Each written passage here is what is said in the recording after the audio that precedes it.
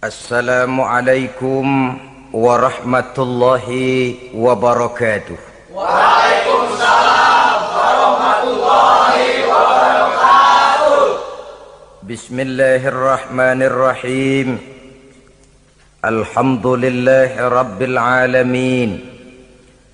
Wal aqibatu lil muttaqin. Wala udwana illa 'alal zalimin.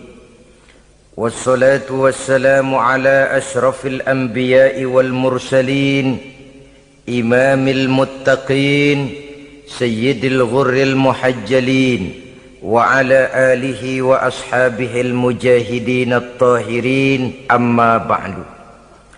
Saudara-saudara kaum muslimin rahimakumullah. Nabi Musa alaihi salam adalah salah seorang nabi yang termasuk di dalam kelompok ulul azmi, 5 di antara yang terbesar.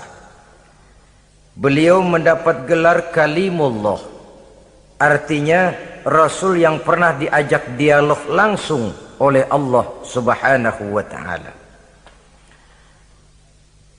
Seperti yang kita maklum bahwa di zaman Nabi Yusuf alaihi salam, beliau membawa serta seluruh keluarganya untuk tinggal di Mesir. Maka berkembang biaklah keturunan Bani Israel di tanah Mesir. Sampai di zaman pemerintahan Ramses II, yang merasa khawatir dengan semakin banyaknya keturunan Bani Israel di Mesir akan menghancurkan kekuasaan daripada kerajaannya. Ramses II inilah yang kita kenal sebagai Fir'aun di zaman Nabi Musa alaihi salam. Maka terjadilah kemudian kebijaksanaan yang tidak bijaksana.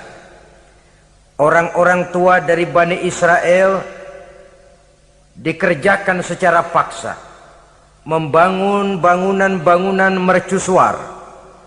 Kemudian bayi-bayi dari Bani Israel dibunuh. Orang tuanya disuruh kerja paksa, bayi laki-lakinya dibunuh, dengan target agar Bani Israel hapus dari permukaan bumi ini. Tetapi kehendak Allah pasti juga akan terjadi. Maka lahirlah Nabi Musa alaihi salam, yang kelahirannya disembunyikan oleh orang tuanya dari pengetahuan umum. Namun bagaimanapun disembunyikan, kekhawatiran itu datang juga di hati ibu Nabi Musa alaihi salam. Allah kemudian memberikan ilham kepada ibu daripada Nabi Musa, masukkan anakmu ke dalam satu peti, hanyutkan di sungai Nil. Itu dilakukan oleh ibu Nabi Musa alaihi salam. Dimasukkannya bayi Musa ini ke dalam peti, ditutup rapat, dihanyutkan di sungai Nil. Kemudian ibu tadi memerintahkan saudara perempuannya untuk mengikuti kemana peti ini hanyut di bawah arus sungai Nil. Adapun peti ini kemudian hanyut dibawa oleh arus sungai Nil, memasuki istana Fir'aun. Maka permaisuri atau istri daripada Fir'aun melihat peti hanyut itu, diperintahkan tentaranya untuk mengambil peti tadi. Manakala peti terbuka, berisi seorang bayi laki-laki yang sangat mungil, sangat gembiralah istri daripada Fir'aun. Diusulkannya kepada suaminya agar bayi laki-laki tadi diambil saja, dijadikan sebagai anak angkat, dipelihara dan dibesarkan dalam istana. Fir'aun menerima usul daripada istrinya. Maka sejak saat itu dijaga, dipelihara dan dibesarkanlah Nabi Musa alaihi salam di lingkungan istana Fir'aun laknatullah alaih. Begitulah ia memasuki masa remajanya, tumbuh sebagai anak angkat daripada Fir'aun dengan segala fasilitas yang serba cukup di dalam istana Fir'aun, sampai pada masanya di mana ia kemudian menyadari bahwa ia sebenarnya bukan dari keturunan orang-orang Mesir, tapi berasal dari keturunan Bani Israel.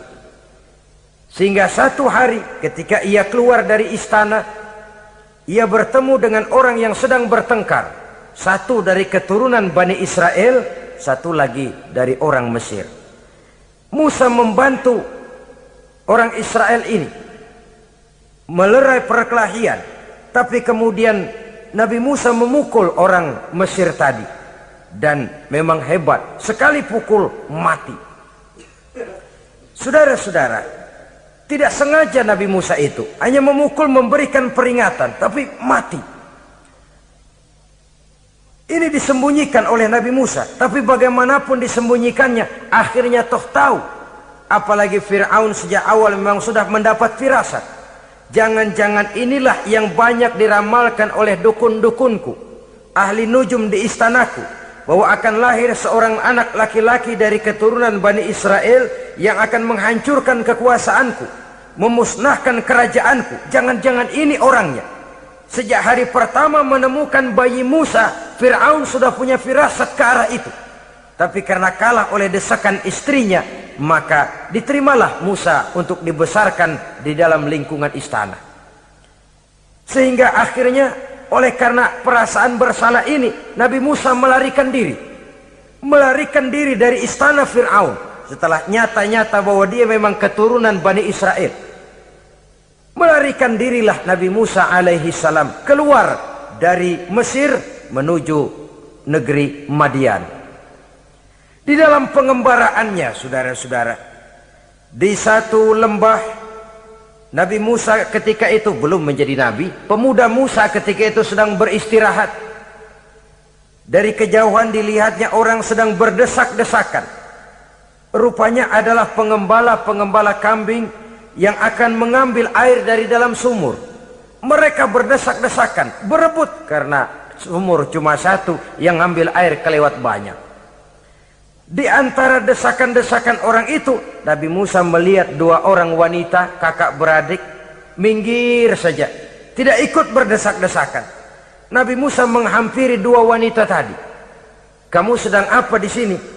Kami sebenarnya ingin mengambil air. Kenapa tidak ikut berdesak-desakan? Itulah soalnya. Mereka laki-laki semua, gagah perkasa pula.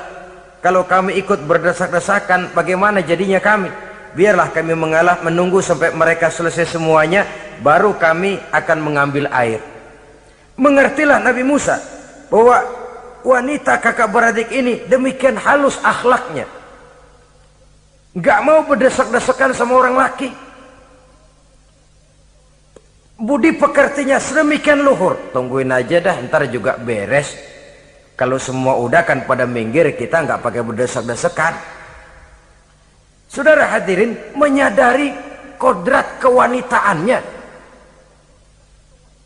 sehingga berdesak-desakan itu saja sudah dianggap bisa mengurangi citranya sebagai wanita. Biar dia ngalah aja, tungguin ntar juga rapi. Bukan malah ikut ngerangsek. Enak nih berdesakan sama orang laki nih, lumayan nih.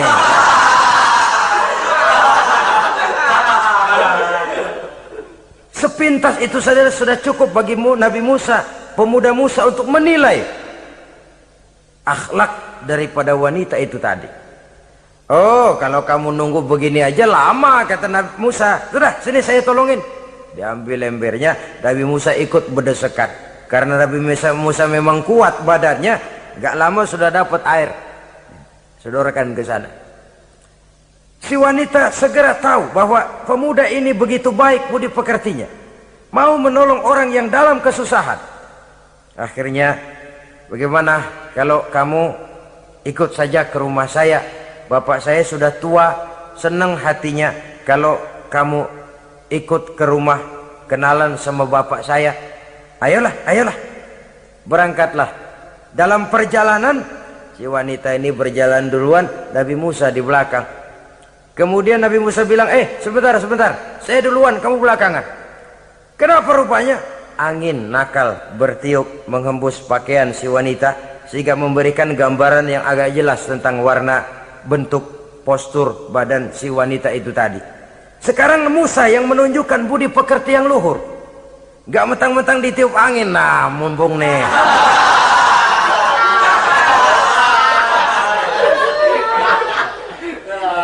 rezeki nih kapan lagi nyari yang begini ya. Jadi dua-duanya sudah menunjukkan satu akhlak yang sangat luhur. Dan manakala sampai di rumah si wanita kakak beradik tadi, diceritakanlah halnya bahwa dia ditolong oleh seorang pemuda, inilah orangnya. Sangat bersukacitalah hati orang tua kedua wanita itu tadi. Lalu usul si wanita tadi, Pak, kita kan di sini banyak punya kambing, nggak ada yang bantuin gembala, Bapak sudah tua. Kalau ini orang kita minta tinggal di sini saja, gimana Pak? Ya terserah kamulah. Akhirnya Nabi Musa tinggal di sana. Menurut satu riwayat 8 tahun ikut mengembalakan kambing. Dan orang tua tadi tidak lain adalah Nabi Syuaib alaihi salam, yang pada akhirnya kemudian Nabi Musa dikawinkan dengan wanita itu tadi. Setelah berumah tangga, Nabi Musa ingat kembali bahwa ia sesungguhnya keluar dari Mesir karena menghindarkan diri, bahwa kaumnya Bani Israel hidup di Mesir itu tertindas di bawah rezim kekuasaan Fir'aun yang zalim, dikerjakan secara paksa, wanita dipermalukan, bayi-bayi laki-laki dibunuh. Tergerak hatinya. Iya, dia sudah enak, punya mertua bijaksana, punya istri cantik, hidup tenang sebagai pengembala kambing. Tapi nurani kebangsaannya berontak. Saya tidak boleh bersenang-senang sementara bangsa saya ditindas. Saya tidak boleh menari di atas bangkai saudara saya. Saya tidak boleh tersenyum di atas penderitaan saudara-saudara saya. Saudara-saudara saya Bani Israel merintih di bawah penindasan Fir'aun. Saya harus membebaskan mereka. Diceritakanlah hal ini kepada mertuanya. Wah, ya kalau pakai bahasa mertua, saya mau kembali ke Mesir. Untuk apa Musa? Untuk menyelamatkan saudara-saudara saya Bani Israel yang masih dalam cengkraman kezaliman rezim Fir'aun. Saya harus membebaskan mereka. Ya kalau memang itu tekadmu nak, berangkatlah. Bapak mengiringimu dengan doa. Berangkatlah Nabi Musa bersama istrinya. Sampai ketika beliau sedang istirahat di satu lembah, dari kejauhan beliau melihat ada api menyala. Beliau berkata kepada istrinya, kau tunggu di sini. Tidak lama saya akan kembali. Saya akan menghampiri api itu. Berangkat Nabi Musa ke arah api menyala tadi. Makin didekati makin terang sinarnya. Sampai kemudian terdengar suara, ya Musa, inni ana rabbuka fakhla' na'laik. Innaka bil wadil muqaddasi tuwa wa ana ikhtartuka fastami' lima yuha. Wahai Musa, akulah Tuhanmu. Bukalah terompahmu. Sesungguhnya engkau berada di satu lembah yang disucikan bernama Lembah Tua. Aku telah memilihmu Musa, dan sekarang dengarlah apa yang diwahyukan kepadamu. Pada saat itulah turun wahyu pertama, dan resmilah sudah Nabi Musa diangkat menjadi Rasul oleh Allah Subhanahu wa Ta'ala di satu lembah di Bukit Tursina. Apa wahyu yang pertama turun? Bunyinya, innani anallah la ilaha illa ana fa'budni. Sesungguhnya aku inilah adalah benar-benar Tuhanmu, tidak ada Allah selain daripada aku, maka hendaklah engkau hanya beribadah menyembah kepadaku.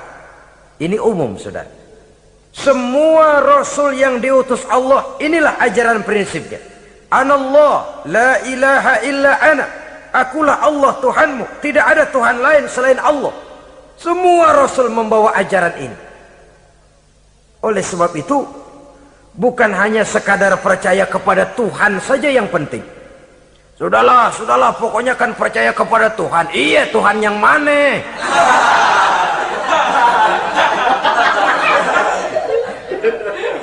Sebab kalau sekadar percaya kepada Tuhan, rasanya semua agama percaya kepada Tuhan. Begitulah orang Hindu percaya kepada Tuhan, tapi Tuhan menurut mereka Trimurti, Wisnu, Siwa, Brahma. Orang Buddha percaya kepada Tuhan, tapi Tuhan dalam pandangan mereka ada Tuhan kecil Hinayana, ada Tuhan besar Mahayana. Orang Majusi juga percaya kepada Tuhan. Tapi Tuhan dalam pandangan mereka, ada Tuhan kebaikan namanya Ahriman, ada Tuhan kejahatan namanya Ahura Mazda. Orang Nasrani juga percaya kepada Tuhan, tapi Tuhan kata mereka dalam bentuk Trinitas. Tuhan Anak, Tuhan Bapa, Ruhul Kudus. Ini semua Tuhan dalam pandangan mereka. Jadi kalau sekadar percaya kepada Tuhan, percaya kepada Tuhan, percaya kepada Tuhan, Tuhan yang mana? Itu yang prinsip. Itu yang prinsip. Sebab salah kita dalam mempercayai Tuhan, kita akan terjebak ke dalam penyakit kalau tidak kufur, syirik. Dan dua-dua itu bapak moyangnya dosa. Sebab itu Islam menyelamatkan kita masyarakat manusia. Ya ayyuhan nasu ubudu rabbakumul ladzi khalaqakum. Hai manusia, Tuhanmu yang perlu kamu sembah itu hanyalah Tuhan yang telah menciptakan kamu. Dan itu tidak lain adalah Allah yang lam yalid wa lam yulad wa lam yakul lahu kufuwan ahad, yang laisa kamitslihi syai'un. Ia tidak beranak, ia tidak diperanakkan, dan ia tidak bisa diserupakan dengan apapun. Dialah Allah itu. Begitu wahyu yang diberikan kepada Adam, kepada Nuh, kepada Ibrahim, kepada Yusuf, bahkan kepada Musa alaihi salam. Innani anallah la ilaha illa ana fa'budni. Akulah Allah Tuhanmu, tidak ada Tuhan lain selain daripada aku Allah, maka kepadakulah kamu hanya menyembah. Ini wahyu yang pertama turun, sudah berisi tauhid. Jadi hakikatnya agama Yahudi, saudara, adalah agama tauhid, agama monoteis, agama yang mengajarkan hanya ada satu Tuhan untuk seluruh alam, dan Tuhan itu adalah Allah subhanahu wa ta'ala. Sebab itu syahadat orang Yahudi bunyinya begini: Shema Yisrael Yahweh Elohenu Yahweh Echad. Ini syahadatnya orang Yahudi. Itu perbedaan bahasa Suryani Ibrani dengan bahasa Arab. Kita Isma itu bahasa Arab, dia Shema. Isma, Shema. Shema Yisrael Yahweh Elohenu Yahweh Echad. Ahad Echad.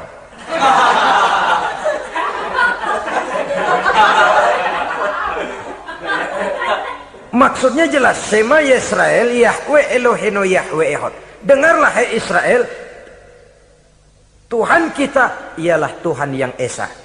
Yahweh kata mereka, Tuhan kita ialah Tuhan yang Esa. Esa tunggal, tidak beranak, tidak diperanakan. Kalau masih beranak, masih diperanakan, jangan Esa disebut, sebab dia masih berbilang. Dan maha suci Allah daripada sifat berbilang. Jadi asas dari seluruh misi yang dibawa oleh Rasul yang 25 itu sama, tauhid inti ajarannya. Setelah tauhid, wa aqimis sholata li dzikri, dan dirikanlah solat untuk mengingat aku. Jadi solat pun diwajibkan kepada Nabi Musa. Cuma teknisnya yang berbeda. Bagaimana solat di zaman Nabi Musa, bagaimana solat di zaman Nabi Sulaiman, bagaimana solat di zaman Nabi Muhammad. Prinsipnya sama, solat. Teknisnya yang berbeda. Di zaman Nabi Sulaiman konon solat itu tidak pakai ruku, tidak pakai sujud, diri saja. Makanya Nabi Sulaiman itu menurut riwayat meninggalnya dalam posisi berdiri. Artinya apa? Dalam keadaan solat beliau itu. Bukan diri ngejedek kayak kita nungguin bus, bukan.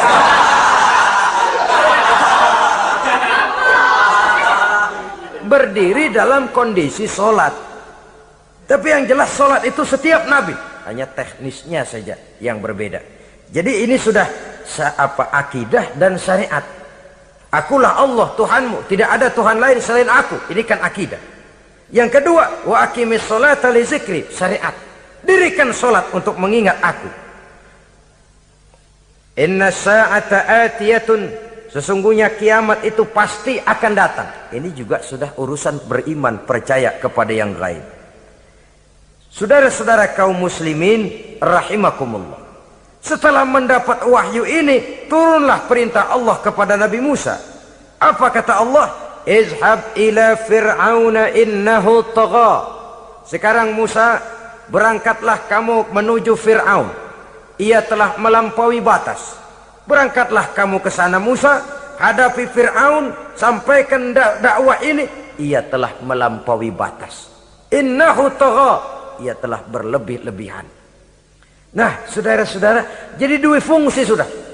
Kalau pada mulanya Nabi Musa berniat kembali ke Mesir hanya untuk membebaskan kaumnya Bani Israel, sekarang malah bertambah. Tidak hanya sekedar itu, malah lebih utama adalah menyampaikan risalah, menyampaikan misi kerasulannya, menyadarkan Fir'aun, menegakkan tauhid, mengembangkan syariat. Bertambahlah tugas Nabi Musa sebagai pejuang bangsa, juga sebagai mujahid, pejuang agama. Pada mulanya sebagai pejuang bangsa tuh.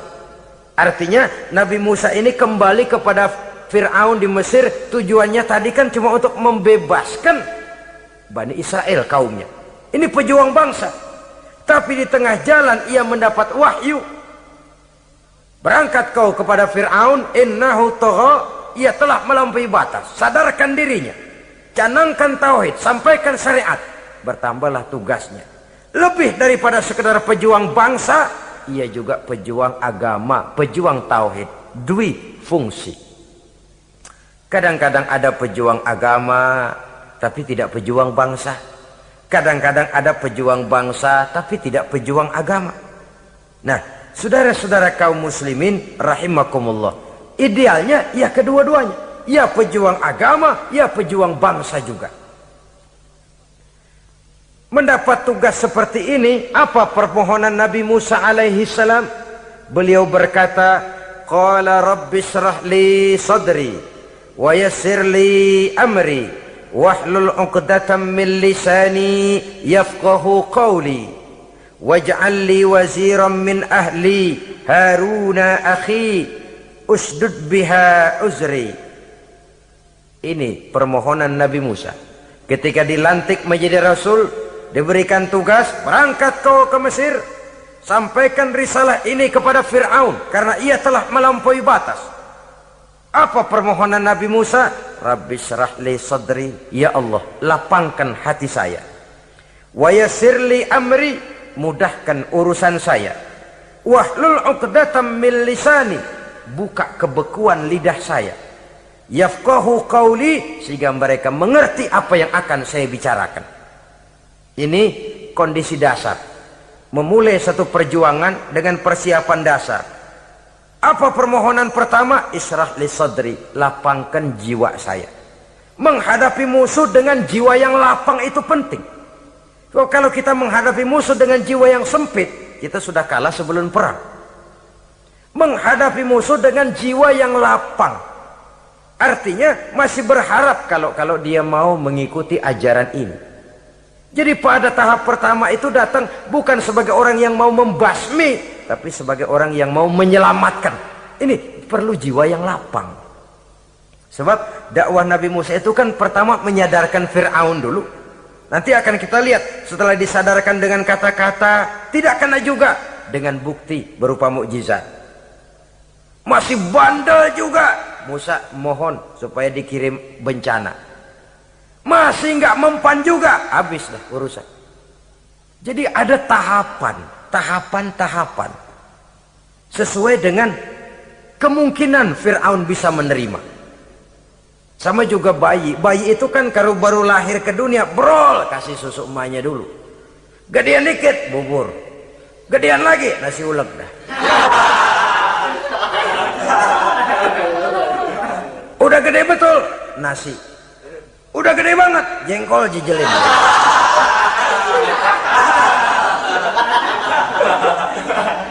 Jadi ada semacam tahapan. Kalau begitu lahir dikasih jengkol kan habis. Peringatan dulu. Setelah peringatan, bukti berupa mukjizat. Dihadapkan dengan sihir, menang mukjizat. Masih tidak mempan juga, teguran, dikirimkan azab, dikirimkan bencana. Masih tidak mempan juga, sudah ditenggelamkan oleh Allah di Lautan Merah. Itu akan kita ceritakan kemudian nanti. Jadi apa yang diminta oleh Nabi Musa, ya Allah, lapangkan hati saya menghadapi Fir'aun ini. Fir'aun CS, Fir'aun, Haman dan lain-lain. Dan jangan lupa Fir'aun itu cuma ya hakikat tapi juga simbol. Hakikatnya memang ada yang namanya Fir'aun itu. Simbol karena Fir'aun selalu berkembang. Di setiap zaman, di setiap tempat Fir'aun selalu ada. Cuma liciknya Fir'aun ini kemana dia pindah, ke situ dia ganti nama. Orang sering lupa padahal isinya Fir'aun. Namanya bisa Hitler, namanya bisa Mussolini, namanya bisa Stalin, tapi isinya Fir'aun. Kemana dia tinggal, di situ dia ganti nama. Simbol dari kekuasaan yang terlepas dari kontrol iman. Simbol dari kekuasaan yang menyebabkan orang lupa diri dan lupa daratan. Dan sebenarnya mah Fir'aun mulanya cuman raja tuh, raja doangan dia. Cuman kelamaan jadi raja, kagak mau turun-turun. Akhirnya dia menganggap tidak ada yang lebih tinggi daripadanya. Apalagi ketika Nabi Musa datang mengajarkan ada Tuhan lain, yaitu ada Tuhan yang sebenarnya yaitu Allah. Lah Fir'aun sampai kepada puncak kekurang ajarannya memproklamirkan diri sebagai Tuhan. Ana rabbukumul a'la. Bukan karena kebodohannya sebenarnya, tapi karena gengsi kekuasaannya. Nah ini, gengsi kekuasaan ini sering menyebabkan orang overacting. Fir'aun bukan bodoh, bukan. Fir'aun bukan tidak tahu kalau Musa itu benar, tahu. Fir'aun bukan tidak ngerti kalau itu mukjizat, sihir kalah, tahu. Tapi gengsi kekuasaan. Gua kan raja, masa di depan rakyat tunduk sama Musa? Gengsi dong.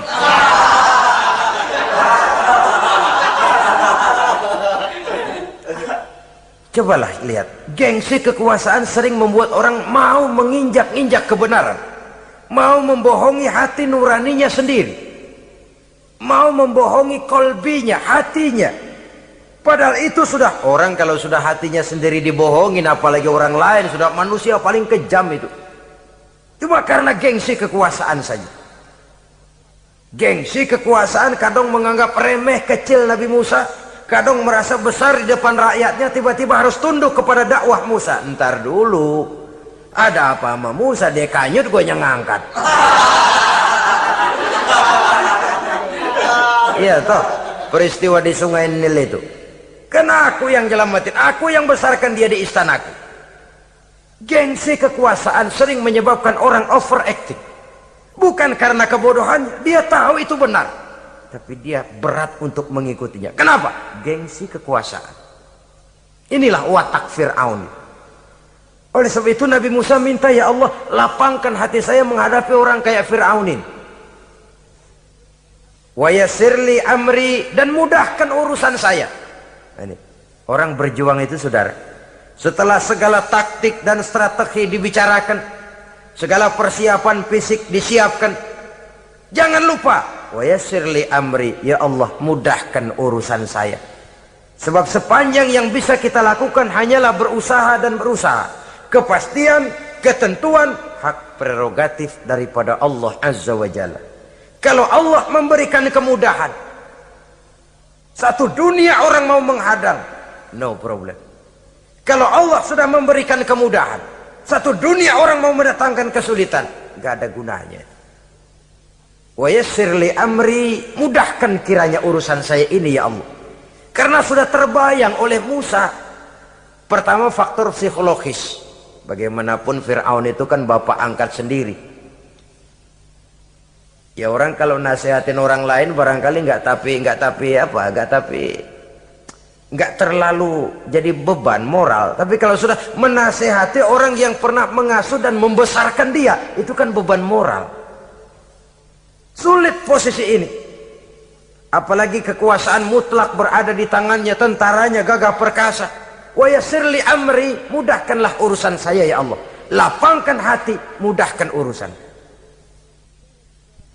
Saudara-saudara kaum muslimin rahimakumullah. Permohonan yang ketiga dari Nabi Musa, setelah minta dilapangkan hati dan dimudahkan urusan, wahlul 'uqdatam min lisani, bukalah kebekuan lidahku. Satu riwayat menjelaskan bahwa Nabi Musa memang agak gagap kalau bicara. Riwayat lain menjelaskan bahwa beliau agak sedikit cadel.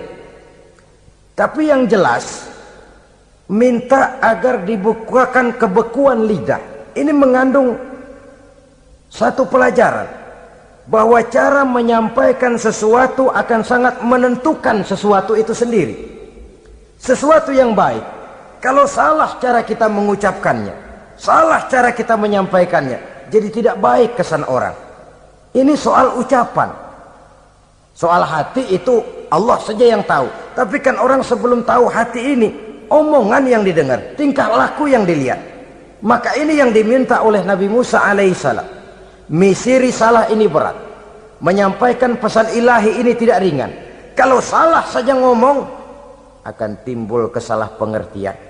Oleh sebab itu, wahlul 'uqdatam min lisani, bukalah kebekuan lidah saya ini, supaya lancar bicara untuk menyampaikan yang hak, menghancurkan yang batil.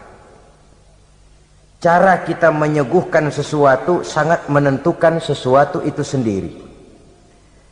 Saudara datang ke rumah saya, yang saya suguhkan cuma segelas teh pahit dan singkong goreng, tapi kalau dengan kata-kata yang menyentuh, enak didengar telinga, nggak berasa tuh singkong goreng. Sebaliknya yang disuguhkan makanan mahal, mewah, lezat, caranya kasar, omongannya nggak enak didengar. Makan dah sikat abis ini, gue tahu lu lapar abis ini.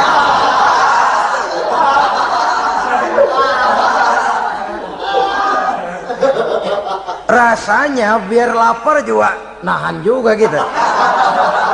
Apa itu? Bukan makanannya yang tidak enak, bukan kita nggak doyan, bukan, caranya itu loh, caranya. Nah, Islam ini agama yang baik.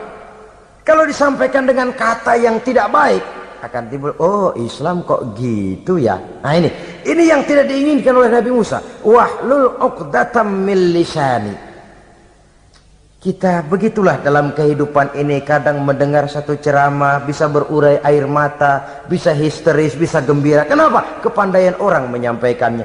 Bicara dia 2-3 jam, rasanya baru 5 menit, baru sebentar kok tahu-tahu sudah selesai.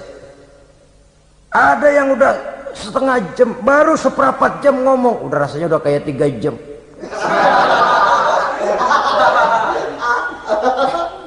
Kita udah berbisikkan, udah dah. Wahlul 'uqdatam min lisani. Targetnya apa? Yafqahu qauli, agar mereka memahami. Tentu lawannya agar mereka tidak salah mengerti, agar mereka tidak salah paham. Sebab kalau misi ini diterima dengan salah paham, dakwah tidak nyambung. Maka ini doa banyak dibaca, diamalkan oleh orang-orang mimbar yang sering pidato. Lapang hati melihat kerumunan orang banyak, tapi nggak dak-dikduk, nggak kena demam mimbar. Udara dingin tapi keringat, baju basah. Saudara hadirin yang saya hormati, lalu permohonan yang selanjutnya daripada Nabi Musa alaihi salam, waj'al li waziran min ahli, dan jadikanlah bagiku seorang pembantu dari keluargaku. Siapa? Haruna akhi, dia tidak lain adalah saudaraku Harun. Usdud biha uzri, akan saya limpahkan kepadanya segala beban-beban yang saya derita. Artinya orang berjuang perlu teman, nggak bisa sendirian. Nggak, bagaimanapun hebatnya kita tetap memerlukan bantuan daripada orang lain. Sendiri memang lebih baik daripada berteman orang jahat. Tapi berdua lebih baik daripada sendiri. Bertiga lebih baik daripada berdua. Makin banyak, makin baik. Untuk satu persoalan yang besar, memerlukan kebersamaan. Begitulah Nabi Musa memberikan contoh. Saya tidak bisa berjuang sendiri. Saya minta dibantu oleh saudara saya Harun. Jadikan dia pembantu saya. Tempat saya membagi suka dan duka dalam perjuangan ini. Tempat saya bercerita, tempat saya mengeluh, tempat saya melarikan persoalan. Sebab beban hati itu akan berkurang kalau kita ada tempat kita bercerita. Nah, saudara-saudara, berangkatlah Nabi Musa ke Mesir. Kemudian mulai menyampaikan dakwahnya kepada Fir'aun, laknatullah alaih. Fir'aun mendengar Musa datang kembali. Kemudian terjadilah forum dakwah itu. Apa kata Fir'aun? Musa, kamu kemana saja? saya pergi ke Madian. Apa yang kamu lakukan? Begini, begini, begitu. Kamu melarikan diri? Pada mulanya iya. Dan sekarang apa maksud kamu datang kembali ke Mesir? Semula saya ingin membebaskan kaum saya Bani Israel. Lalu saya kemudian menerima wahyu dari Allah. Ditugaskan, diperintahkan langsung oleh Allah Sang Maha Komandan untuk datang menemui Tuhan, menyadarkan Tuhan dari kesesatan selama ini. Siapa Allah itu Musa? Allah adalah Tuhan saya dan Tuhan juga dan Tuhan seluruh alam ini. Baru nih Musa, saya baru dengar nih ada yang begini nih. Tuhanlah pakai nggak kelihatan, Tuhanlah cuma satu, yang Tuhannya banyak aja masih kelaparan.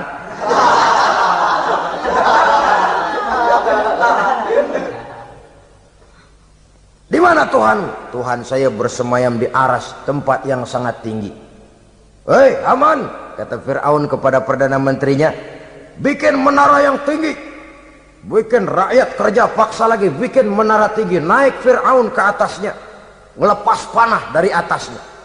Menurut satu riwayat, panah itu ditangkap oleh malaikat, ditublaskan ke ikan, lalu dikembalikan lagi kepada Fir'aun dalam kondisi di mana panah itu berdarah. Dia tangkap lagi oleh Fir'aun, turun ke bawah, pidato di depan rakyatnya. Lihatin, Tuhan Musa udah saya panah nih. Mati. Saudara hadirin yang saya hormati, dengan segala macam dalih Fir'aun mencoba mengingkari dakwah Nabi Musa alaihi salam. Baiklah Musa, andai kata kamu benar, apa buktinya? Tuhan mau apa? Kamu sanggup menandingi tukang sihir saya? Insya Allah. Ayo kumpul tukang sihir, kumpul. Kumpulkan tukang sihir, dilepaskan tali-tali kecil, berubah jadi ular mengejar Musa. Musa oleh Allah difirmankan, lemparkan tongkatmu Musa. Musa melemparkan tongkatnya. Tongkat Musa kemudian berubah menjadi ular besar yang menerkam ular-ular kecil tadi. Habis itu ular kecil ciptaan tukang sihir Fir'aun. Begitu hebat mukjizat yang diberikan Nabi Musa, dan Fir'aun tahu itu mukjizat, tapi dia ingkar juga, tidak mau beriman. Sudah nyata bukti, sudah jelas saksi, dia tetap ingkar.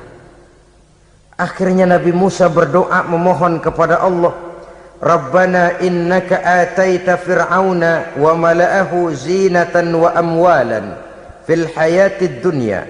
Wahai Allah, sungguh engkau telah memberikan kepada Fir'aun dan para pembesarnya zinatan, segala macam perhiasan, wa amwalan, dan segala macam harta benda, fil hayatid dunya, di dalam kehidupan dunia ini. Rabbana liyudillu an sabilik, semuanya hanya menyebabkan mereka jadi sesat dari jalanmu. Rabbana tmis ala amwalihim, ya Allah binasakanlah mereka di dalam hartanya. Wasdud ala qulubihim, tutuplah pintu hatinya. Fala yu'minu hatta yarawul azabal alim, mereka tidak akan beriman sampai mereka melihat azab yang sangat pedih. Sudah dibuktikan dakwah baik-baik tidak mempan, bukti berupa mukjizat tidak kena, sampai dikirimkan teguran berupa berbagai macam bencana masih tidak juga beriman. Akhirnya Nabi Musa memutuskan, kalau begitu menyelamatkan kaum dululah. Kaumnya Bani Israel dibebaskan dari perbudakan, dibawa oleh Musa keluar dari Fir'aun, dari Mesir, dikejar oleh Fir'aun. Dalam pengejaran ini sampailah Nabi Musa di tepian Laut Merah. Buntu, depan laut, belakang tentara Fir'aun. Maju kecebur, mundur kepergok musuh, nggak ada pilihan lain. Dalam kondisi seperti ini, Allah subhanahu wa ta'ala berfirman kepada Musa, lemparkan tongkatmu ke laut, hai Musa.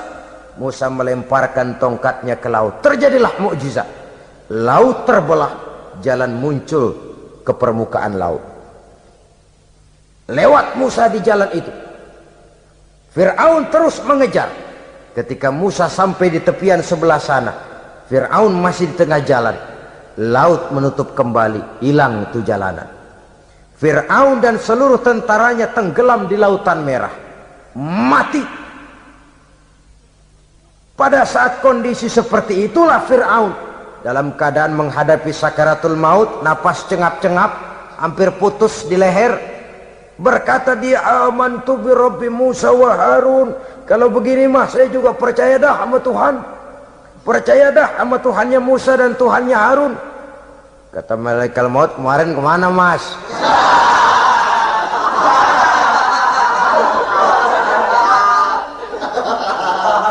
Sudah gini hari baru mau percaya, terlambat.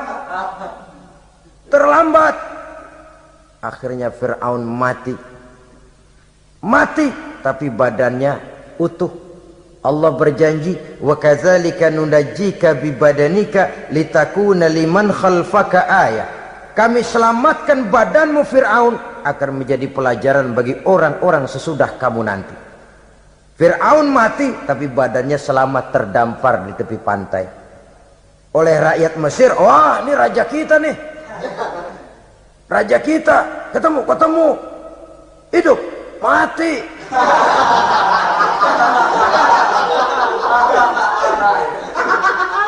Kemudian sesuai dengan tradisi raja waktu itu, dimumilah badannya, diawetkan, sehingga sampai sekarang jenazah atau jasad daripada Fir'aun ini masih tersimpan dengan baik di museum negara di Mesir itu.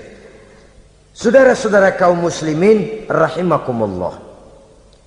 Jadi satu hal yang bisa kita ambil pelajaran daripada riwayat perjalanan dakwah Nabi Musa ini, bahwa dakwah menyampaikan risalah memang bukan jalan lurus dan licin bertabur bunga di kanan kirinya. Dakwah menyampaikan pesan agama, jalannya berliku, berbelok, menanjak, menurun, banyak onak dan duri di sekelilingnya. Yang paling makan hati adalah apabila sudah berdakwah kepada penguasa yang zalim, seperti halnya Fir'aun ini. Bagaimanapun ia punya kekuasaan, ia punya tentara, ia bisa menghitamkan yang putih, ia bisa memutihkan yang hitam. Kalau bukan iman yang jadi landasan moral dalam perjuangan, orang mudah frustasi. Kalau berdakwah kepada rakyat kecil, resiko kurang. Kalau berdakwah kepada para pengusaha, resiko kurang. Kalau berdakwah kepada kelompok-kelompok yang tidak memegang kekuasaan, resiko kurang. Tapi kalau sudah kelompok memegang kekuasaan, yang tersinggung gengsi kekuasaannya, disitulah resikonya sedemikian besar. Ini yang dihadapi oleh Nabi Musa alaihi salam. Tapi yang dijalaninya dengan tabah, dengan tekun. Karena kebenaran memang bisa ditekan, tapi satu hal yang jelas, kebenaran sama sekali tidak akan bisa dikalahkan. Buat sementara dia bisa ditekan, tapi lambat atau cepat dia pasti akan muncul ke permukaan, dan kebenaran jugalah yang akan tampil sebagai pemenang. Sebenarnya kurang apa Fir'aun? Kekuasaan mutlak berada di tangannya. Seluruh menteri-menterinya adalah pendukungnya belaka. Rakyat dipaksa untuk takut dan taat kepadanya. Dia adalah kekuasaan tunggal di Mesir. Sementara kaum Bani Israel berada di bawah penjajahannya, penindasannya, kesewenang-wenangannya. Dan bahkan ketika Nabi Musa sudah menyampaikan dakwahnya, Fir'aun malah sempat mengungkap jasa. Musa, kamu kok sekarang bisa begitu? Enggak ingat ya dulu kamu hanyut di sungai Nil, istri saya kan yang angkat, saya yang besarkan di istana saya. Kok sekarang kamu bisa ngelawan saya sih? Ini biasa. Apa jawab Nabi Musa? Kenikmatan yang kau berikan kepada saya belum seberapa ketimbang penghinaanmu kepada kaum saya Bani Israel. Jangan kau menyangka Fir'aun, kalau saya kau bikin senang, saya lalu akan mau mengkhianati bangsa saya sendiri. Tidak. Sama sekali kesenangan yang kau berikan kepada saya tidak akan menutup mata saya dari kondisi yang dihadapi oleh kaum saya, oleh umat saya. Mereka tersiksa, mereka menderita, mereka merana. Haruskah saya lupakan mereka cuma karena saya sudah tinggal di istanamu, engkau yang membesarkan? Padahal kau pun membesarkan saya bukan karena kemauanmu. Desakan daripada istrimu. Jangan ngitung-ngitung jasa Fir'aun. Andai kata pun jasamu ada kepada saya, belum seberapa ketimbang penghinaanmu kepada bangsa saya Bani Israel. Di situ Nabi Musa menunjukkan sifat nasionalisme yang sangat tinggi, rasa nasionalisme yang sangat mendalam. Kadang-kadang kan orang ya seperti di zaman penjajahan Belanda, karena diangkat jadi tuan tanah, bangsanya sendiri diinjak-injak. Karena diangkat jadi centeng dikit dah, kumis mbaplang dah, bukan main dah. Bangsanya sendiri diinjak-injak. Fir'aun mengingatkan ini. Kalau cara kita, lo gede di sini, makan di sini, segala macam di sini dah. Masa lupa kacang sama kulitnya? Kasarnya mah lu bisa begini nih, Musa nih, gue yang rawatin lo. Saya yang menjagamu, mengangkatmu dari sungai Nil. Masa sekarang sudah gede begini kamu mau berhadapan dengan saya?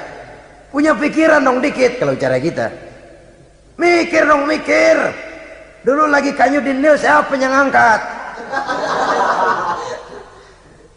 Musa tidak membantah. Betul itu Fir'aun, betul. Tapi apalah artinya semua itu ketimbang penghinaan yang engkau berikan kepada bangsa saya? Saya tidak mungkin menari-nari di atas bangkai umat saya. Saya tidak mungkin bersenang-senang di atas penderitaan kaum saya. Dan saya tidak mungkin senyum ceria di atas derita daripada kaum saya. Dengan tidak melupakan jasamu, saya tidak akan merubah pendirian saya. Saya ingin membebaskan penjajahan. Saya ingin membebaskan kaum saya Bani Israel dari belenggu penindasan. Kalau engkau sudah tidak mau mendengar dakwah yang saya sampaikan, tidak mau bertuhan Allah, tidak mau menyembah kepadanya, tetap dengan keangkuhan dan kesombonganmu sekarang ini, okelah, berjalanlah dengan keyakinanmu. Tapi saya harus membebaskan kaum saya Bani Israel.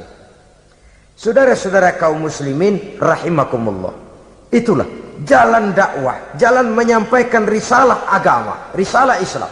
Sekali lagi, bukan jalan lurus bertabur bunga.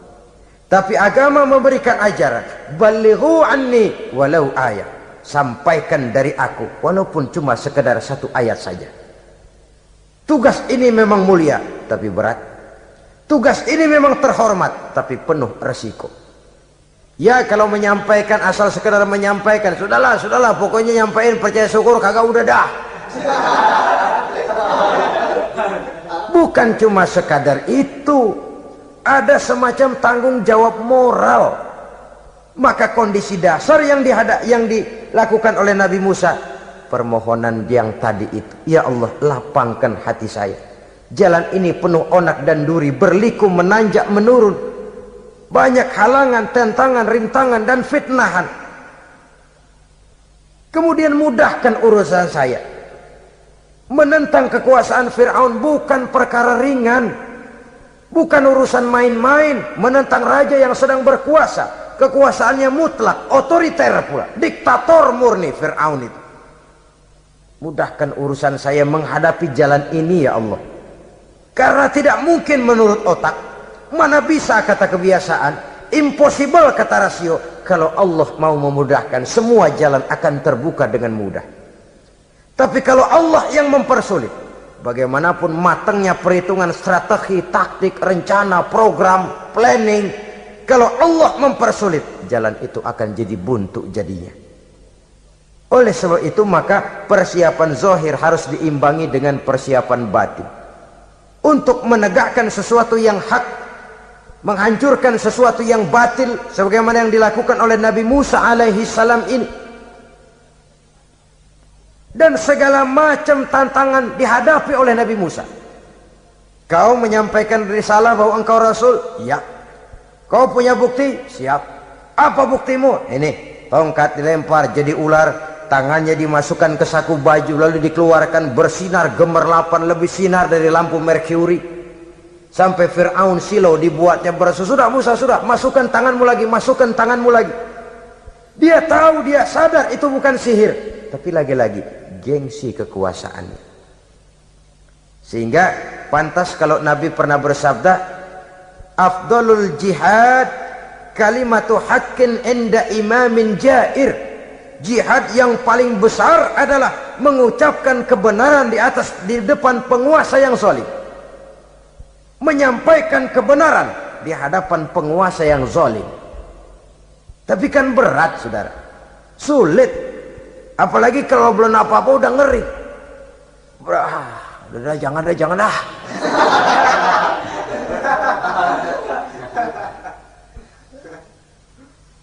Itu sebabnya Ishrah li sadri, lapangkan hati saya. Saya tidak punya kepentingan apa-apa kecuali menyampaikan kebenaran. Kalau sudah ada kepentingan pribadi, itu yang sering jadi handicap, itu yang sering jadi jurang pemisah antara kita dengan orang yang akan kita sampaikan kebenaran tadi. Saudara-saudara kaum muslimin rahimakumullah, maka terasa benar relevannya doa yang diajarkan oleh Rasul kepada kita. Allahumma arinal haqqa haqqa warzuqna ittiba'ah wa arinal batila batilan warzuqna ijtinabah. Ya Allah, tunjukkan kepada saya bahwa yang benar itu benar, berikan saya kekuatan untuk mengikutinya. Ya Allah, tunjukkan kepada saya bahwa yang salah itu salah, berikan saya kekuatan menghindarinya. Kenapa? Orang sering tahu bahwa itu benar, tapi tidak berdaya mengikutinya. Seperti Fir'aun, tahu bahwa Musa itu benar. Abu Jahal, Abu Lahab juga tahu bahwa Nabi Muhammad itu benar. Abrahat juga tahu bahwa Nabi Ibrahim itu benar. Namrus juga tahu Ibrahim itu benar. Tapi mereka tidak berdaya mengikuti kebenaran karena gengsi kekuasaannya. Kadang kita tahu bahwa itu salah itu. Tapi karena dilakukan oleh orang yang punya kekuasaan, kita lalu tidak berdaya menghindarinya, malah terjebak ikut-ikutan salah. Lalu menghibur-hibur diri, sudahlah, tak ada gading yang tak retak. Bukankah dengan demikian kita sudah melegimitir kesalahan? Tahu bahwa itu benar dan mampu mengikutinya, itu nikmat. Tapi tahu itu benar namun tidak berdaya mengikutinya, itu mendatangkan siksaan batin. Tahu itu salah dan mampu menegur, itu nikmat. Tahu bahwa itu salah tapi larut ikut salah, nimbrung dalam kesalahan, itu mendatangkan tekanan batin. Jadi tahu kebenaran itu penting, tapi terketuk hati mengikuti kebenaran itu jauh lebih penting. Semua kita tahu Islam itu benar, tapi semua yang tahu Islam itu benar maukah mengikuti ajaran Islam? Tidak. Semua orang tahu kalau judi itu batil. Hatta penjudi yang paling kakap pun mesti tahu kalau itu